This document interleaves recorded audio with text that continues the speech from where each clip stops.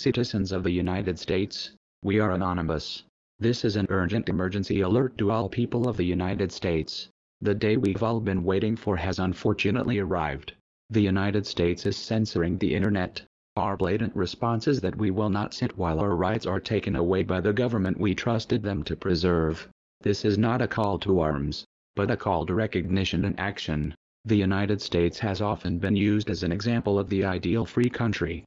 When the one nation that is known for its freedom and rights start to abuse its own people, this is when you must fight back, because others are soon to follow. Do not think that just because you are not a United States citizen, that this does not apply to you. The United States government has mastered this corrupt way of giving us a false sense of freedom.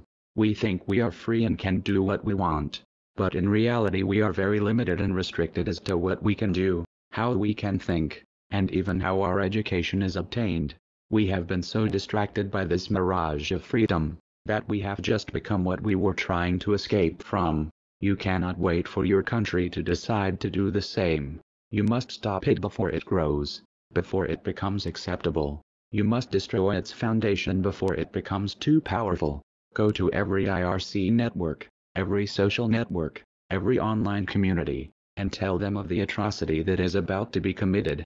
If protest is not enough, the United States government shall see that we are truly legion, and we shall come together as one force opposing this attempt to censor the internet once again, and in the process discourage any other government from continuing or trying.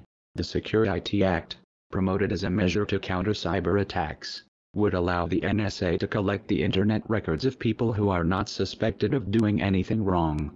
This unprecedented and broadly worded bill clears the way for internet providers, wireless carriers, and websites to share your personal information with military spy agencies.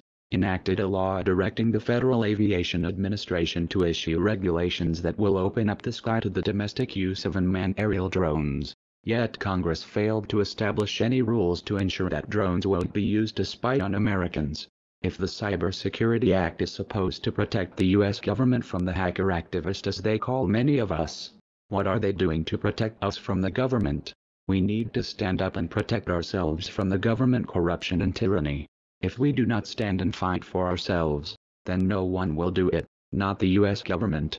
The citizens of the United States need to take control of our government. It does not belong to them. It is ours.